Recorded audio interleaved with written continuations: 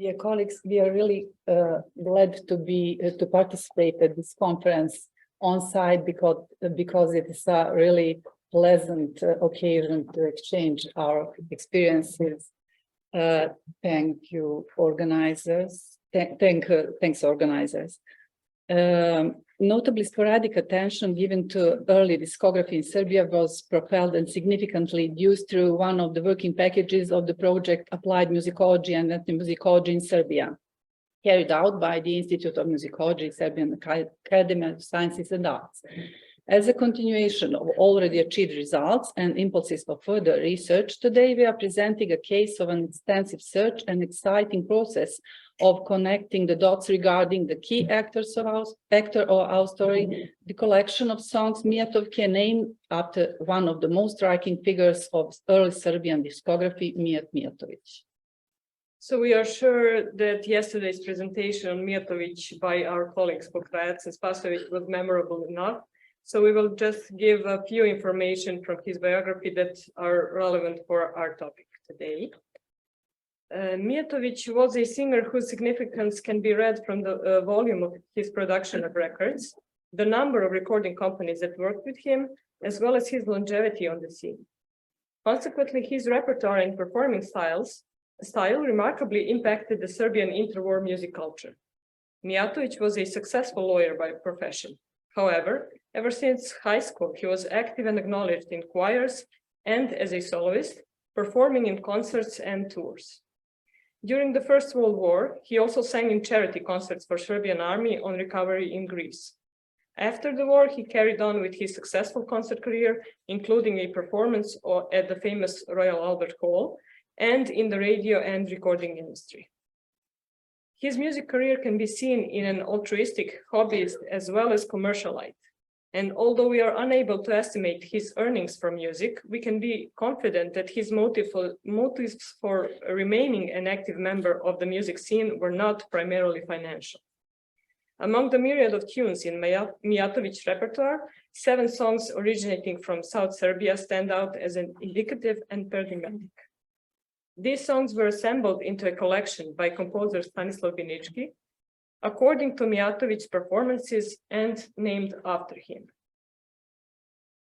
There are no explicit testimonies, but the possibilities for encounters and collaborations of Binički and Mihajlović became numerous if we take into the consideration their activities in Belgrade's singing societies. Namely, Binički was one of the most prominent figures in Serbian cultural life in the first half of the 20th century, and among many other contributions of particular importance is his conducting career, which encompassed several singing societies as well as the first military orchestra, which will become the King's Guard Orchestra, founded and led by Binički until 1920. As a composer, Binički expressed himself in the domain of romanticism, relying on rich folklore heritage. Shaping Mijatovke in the zeitgeist of popularity of song cycles for both choirs and solo singers should be seen as a continuation of works by Binički's predecessors Stevan Mokranjac and Josip Marinković. Simultaneously, multiple functions of the King's Guard Orchestra, as also the first symphony orchestra in Serbia, likely stimulated arranging instrumental versions of song cycles. Mijatovke collection was not of prominence in Binički's opus, which is probably why musicological attention has not been devoted to determining the context and precise date of creation. The published sheet music version for voice and piano, which appeared thanks to the prominent Belgrade publisher Geca Kon, is not dated, but based on ads, it could have happened in 1926 or earlier, 1925. In search of the year of writing, we were looking for the manuscript of the collection. Since Binički's handwritten copy with the title Mijatovke held in our institute is not dated, we turned to his legacy in the National Museum in Kruševac. Unfortunately, we did not find the manuscript of published version, but somehow unexpectedly, the manuscript of the version for the orchestra appeared dated to 1921.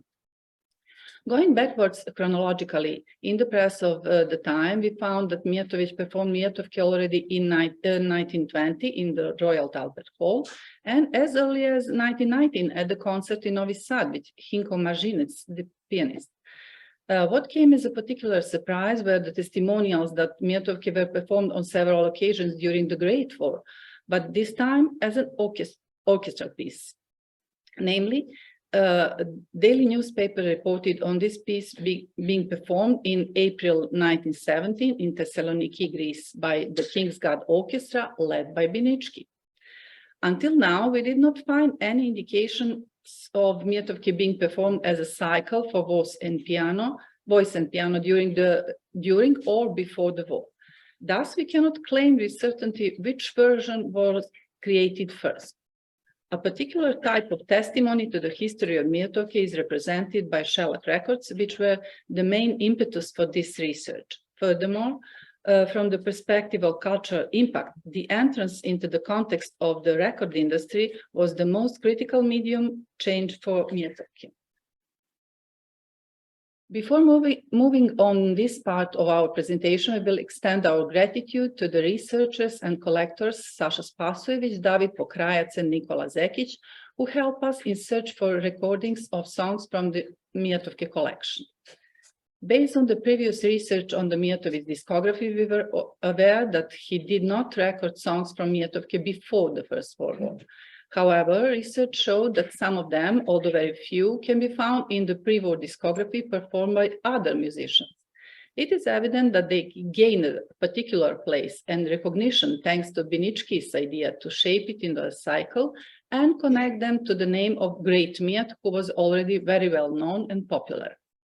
After the war, the new recording sessions in Serbian sessions of Serbian musicians began only in 1924-25. By that time, according to the press, Mijatovke had already gained significant popularity through the concerts. The publication of the musical score for voice and piano shaped them to be the ideal candidate for new recordings. Already in 1925, famous artists such as Bata and Blagoje, Božidar Mitrović, and so on, recorded some of the songs in different arrangements. It is possible that kind of competitiveness, that is the fact that other artists were taking over his songs, incited Mijatović and the recording industry to offer to the public the original performance of the songs. Over a period of just 1 year, Mijatović recorded and published 20 individual Mijatovke song recordings, and they can be found within the published records of all the companies Mijatović worked with after the First World War. During his first recording session in that period, in 1927 in Prague, he recorded 6 of 7 Mijatovke songs for his master's voice company. 2 songs from the collection, Kad sam bil mori Đurđo and Razbole se Belodone, were recorded the most, 5 times each, while the others are slightly less represented on records, as you can see on it. After the intensive production in that period, these songs perhaps lost their appeal, and Mijatović did not make any more recordings of Mijatovke. It is highly indicative that only 3 of all these records refer to the name of the cycle, including the composer's name in 2, while the remaining 4 in this series were designated as folk songs, narodne pesme. Mijatović, whose status was gradually becoming that of a star, did not even need to reference to Binički's outstanding reputation. Furthermore, it is important to notice that during the first 2 recording sessions in Prague and in Zagreb in 1927, the songs were recorded with piano accompaniment, which can be a direct reference to Binički. However, all other songs were recorded in the same arrangement. It was a matter of production circumstances. On the other hand, the rest of the songs from the cycle that were recorded in the later sessions were recorded with the ensemble. Bearing in mind Mijatović's complete discography, the impression is that the repertoire recorded on certain occasions is partially predefined by production and the accompaniment they provided. However, Mijatovke were seen as welcome in both variants, the one alluding more to the classical art song, as well as the one that is more folk or tavern-like. What is more, in the same year, 1927, Mijatovke were recorded in the orchestral version by the King's Guard Orchestra, attesting to their currency for the record industry. In support of that, we see slightly different titling of the songs and the cycle in different versions and arrangements, pointing to the adaptation of music as a commodity on the market. Following the era of shellac record, songs from the Mijatovke collection continued their parallel lives in the music industry, in art music, and within a participatory musical practice through performances in private and public occasions. Throughout our research, we found the process of reshaping Mijatovke caused by media changes particularly striking. If we adhere to the idea of music in terms of metamedium and medium that has its own media, such as vocal, instrumental, electronic, or digital, and consequently that in music all mediation is remediation, the history of Mijatovke can be seen as a series of remediations. This methodology is already well known in the field of music research and utilized in the study of 78s as well. Certain changes happened, if we speak about Mijatovke, certain changes happen through the performing apparatus already in the domain of accompaniment from solo instruments to ensemble in the context of the shift from traditional to popular music. Apart from these rather stylistic remediation consequences, with Mijatovke, a more drastic transformation is also caused by shaping song cycles as songs for voice and piano, as well as a medley of songs in an orchestral arrangement. Finally, remediation is most obvious and even double in transition from live and sheet music to recordings, and more specifically 78s. Although all degrees of remediation are intriguing from a broader perspective, here we pay particular attention to those involving records. As mentioned, among the recordings of songs from Mijatovke, versions for solo voice and instrumental piano or ensemble accompaniment are predominant. Given that the first two sessions by Mihajlović were recorded with professional piano accompaniment, our attention was directed to the relation between the score and these recordings from the perspective of remediation of media content. Both pianists remained faithful to Binički's score, with some minor adaptations and individual preferences concerning tempo. On the other hand, Mihajlović sings in keys written in the score, which in a way confirms that songs were written according to his performances. However, although he was musically literate, it is evident that Mihajlović maintained some of his solutions for ornamentations and passages, articulation and rhythm, and does so in a style that differs slightly from Binički's score. Thus, the singer mediates between tradition and the composer's idea in writing. Similar relation to the score is also evident in his treatment of poetic text. Namely, he replaces certain expressions, but the direction is not consistent. Sometimes borrowed and archaic words get interchanged with literary terminology for a broader urban audience. But in other situations, he uses exclamations and intersections of words that come from Turkish language with a goal of orientalization or nativization. The technological capacity of media regarding the time dimension conditioned the appearance of Mijatovke as individual songs, particularly referring to the folk practice as their origin. Thus, the relations between the parts of the cycle are also absent, leaving the option to listeners to choose the songs and their order. Because of the limited record's duration, repetitions of verses are excluded, some stanzas are omitted, and instrumental parts are often shortened. In the context of remediation, we can also investigate the effects of urban accompaniment formations, solo instruments, and ensembles.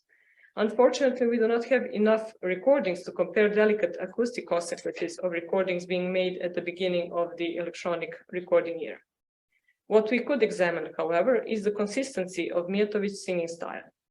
Overall, his manner can be situated between the folk and the art singing, with possible adjustments, but not many, towards any of these two styles, also depending on the accompaniment. Ensemble for the tavern or folk-like, and piano for artistic music. This type of vocal diversity and adaptability was acknowledged in a broader musical context of that period. We observed several characteristics of Mijatovic's personal style across all recordings. He maintains his own solutions in a manner of coloratura for singing either passages or figures, such as the opening in Zašto sike zašto, and we will listen to this shortly.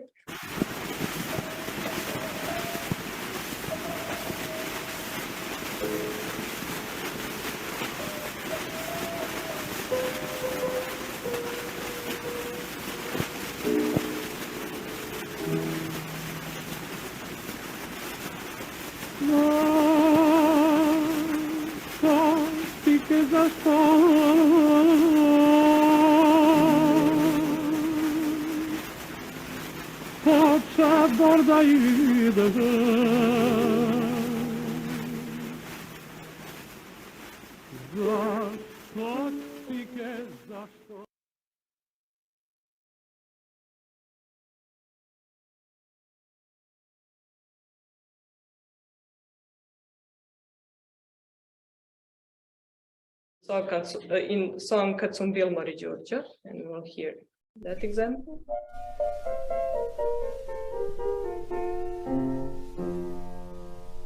Kad sam bil mari Đurđa, kad sam bil, kad sam bila mari Đurđa. These are just a couple of examples of these interventions, and whether it was the composer's or Mijatovic's idea, these interventions remain as such in these recordings consistently.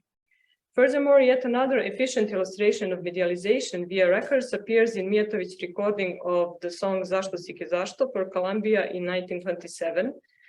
The recording contains dialogue of the musician and Mijatović in a double role of guest singer, and therefore represents an excellent example of the media's role in simulation of an authentic tavern situation, the idea of music mediated as live.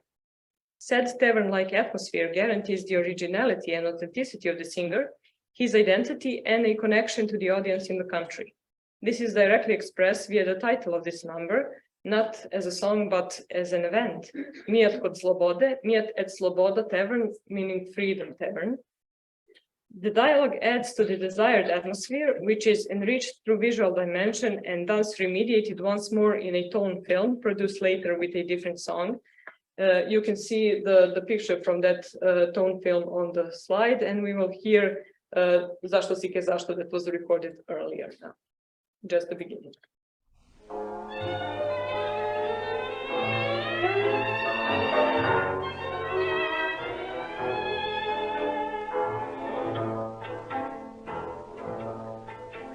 Dobar večer, gospodine.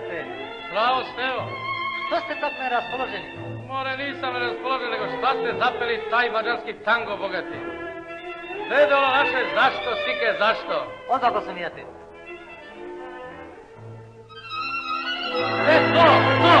To, Stevo.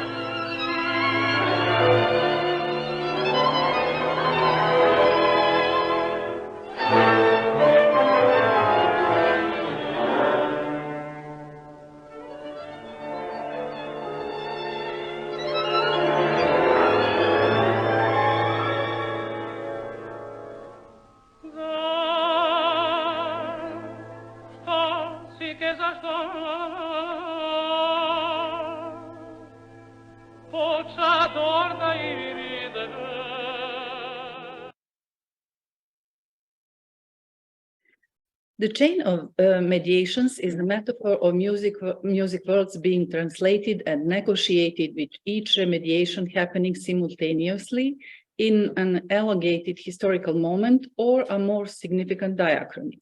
Media's influence on reshaping socio-cultural stratigraphy and cultural and political identifications, which was pretty intensive in interwar Serbia, can be illustrated through this same example from the tavern. Besides the social positioning, Mijatović is a figure treated with respect, while a musician is spoken to by name and without distinction. In the dialogue, we also get a glimpse of cultural and political identification. Tango is Hungarian, and Zašto sike is referred to as a Serbian song, which carries connotation regarding its content, area of origin, and so on.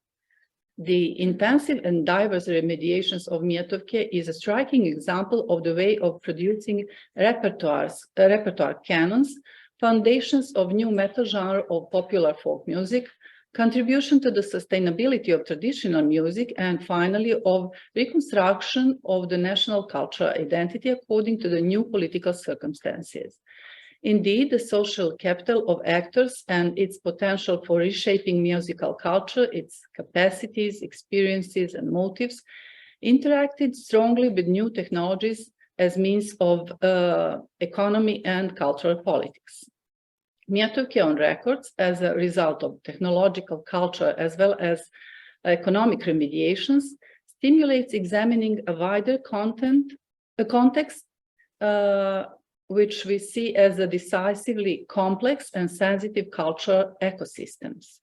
Different human and non-human actors, their relationships and geographic scales in which they interact, as suggested by Bernard, Communion, and Gross, and we would add political and economical circumstances, represent the biocenosis and biotope of this cultural ecosystem. Singer Mijatović, composer Binički, publisher Gecakon, as well as sheet music, records, and radio, among others, coexisted and influenced each other in the time when Serbia becomes a part of the new kingdom of Yugoslavia, marked by beginnings of industrialization and more intensive urbanization, and as a frame for establishing institutional cultural infrastructure. For purposes of our further research of this subject, we see culture and creative ecology as proactive, a productive approach to diversity of ways in which culture and creativity are parts of people's lives, including the record industry as a challenging field that we entered with the here presented case. Thank you.